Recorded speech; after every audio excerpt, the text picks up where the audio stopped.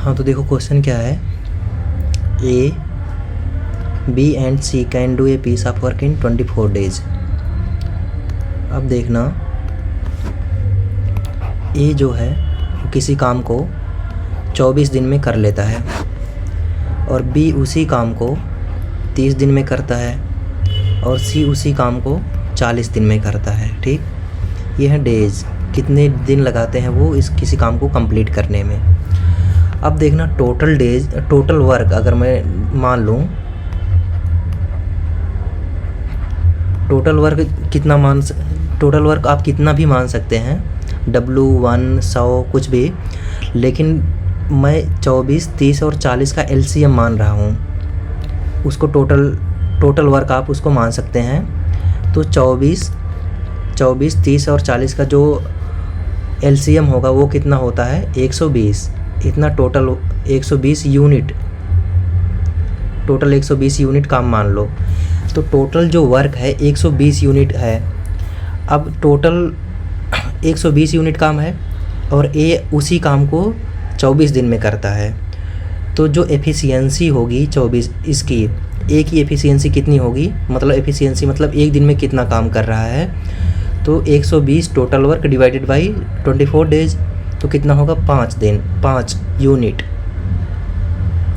ए का एफिशिएंसी कितना हो गया 5 यूनिट, मतलब अगर टोटल 120 यूनिट काम है, एक दिन में ये 5 यूनिट कर रहा है, तभी तो वो 24 दिन में पूरा काम कर पाएगा। तो ए की एफिशिएंसी हो गई 5 यूनिट। बी की इसी तरीके से बी की एफिशिएंसी कितनी होगी, 120 डिवाइडेड बाई 30 करेंगे तो कितना होगा 4 यूनिट, मतलब एक दिन में 4 यूनिट काम करेगा, तभी तो 30 दिन में 120 यूनिट काम कर पाएगा। उसी तरीके से सी की एफिशिएंसी कितनी होगी, एक total work 120 divided by 40, 120 divided by 40 करेंगे तो आएगा 3 यूनिट। एक दिन में ये 3 यूनिट काम करेगा। देखिए ये ज़्यादा टाइम ले रहा था, तो उसी सेम काम को करने में ये ज़्यादा टाइम ले रहा था 40 दिन, जबकि ये 30 ही ले रहा था, ये 24 ही ले रहा था। इसीलिए क्योंकि इसकी एफिशिएंसी कम काम करता है एक दिन में, इसीलिए ज़्यादा टाइम ले रहा है। लेकिन अगर इन दोनों का गुणा करेंगे तो 120 आएगा। ये एक दिन में इतने काम कर रहे हैं। ठीक है, अब आगे पढ़ते हैं। अब क्या होता है, they begin the work together but C left 4 days before the completion of work. ये तीनों क्या किए, ये तीनों साथ में काम करना शुरू किए इसी दिन पे। ये है ए, ये है बी और ये है सी। ये तीनों साथ में काम करना शुरू किए, साथ में काम कर रहे थे, सभी बराबर काम कर रहे थे। लेकिन सी ने क्या किया, 4 दिन पहले ही काम छोड़ दिया। सी यहीं पे रुक गया, जबकि ए और बी दोनों ने 4 दिन एक्स्ट्रा काम किया यहाँ से। ठीक है, ये है 4 दिन, ये है 4 दिन। ठीक है, अब देखो ए और बी ये दोनों हैं।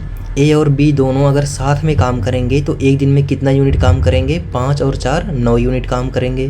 ठीक है जी, अगर 9 यूनिट काम करेंगे तो यहाँ से लेकर के यहाँ तक 4 दिन है, एक दिन में 9 यूनिट काम कर रहे हैं, तो 4 दिन में कितना करेंगे, 36 यूनिट काम करेंगे।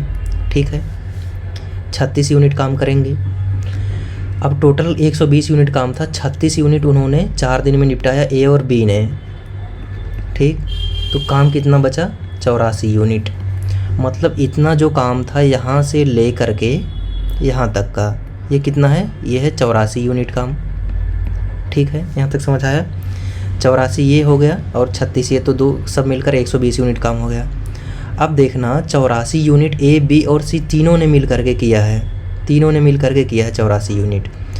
तो तीनों ने जब तीनों मिल करके करेंगे तो एक दिन में कितना यूनिट काम होगा, 5 4 9, 5 यूनिट ये, 4 9 3 12 यूनिट, 12 यूनिट काम होगा। और टोटल 84 यूनिट है, 12 यूनिट एक दिन में हो रहा है और टोटल 84 यूनिट काम कर रहे हैं। इसका मतलब 7 दिन काम करते हैं, क्योंकि हम कैसे निकाल सकते हैं, 84 डिवाइडेड बाई 12, तो 12 × 7, तो 7 दिन लगेगा काम करने में।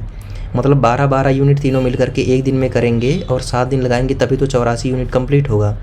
इसका मतलब कितना हुआ, ये जो है कितना दिन है, 7 दिन है, 7 दिन ये है। 7 दिन तीनों साथ में काम करते हैं और 4 दिन ए और बी अकेले काम करते हैं। तो टोटल कितना हो जाता है 7 और प्लस 4 11 दिन। तो आंसर आ जाएगा 11 दिन। आंसर आ गया 11 दिन। क्लियर है। इस टाइप का आप कोई भी प्रॉब्लम सॉल्व कर सकते हैं इस टेक्निक का यूज करके। टोटल वर्क आप क्या करें, आप बस इतना करें कि टोटल वर्क को इन तीनों का एलसीएम मान लो बस, और एफिशिएंसी निकाल लो और कैलकुलेट कर लो जो भी बोला गया है क्वेश्चन में। आंसर 2 मिनट में निकल जाएगा। 2 मिनट क्या और कम ही लगेगा, इतना समझाने में टाइम लगा रहा हूँ, आप और जल्दी कर सकते हैं। तो इस टाइप के और भी क्वेश्चन का सलूशन देखने के लिए और थ्योरीज को सीखने के लिए हमारे चैनल को आप सब्सक्राइब कर सकते हैं। Thank you.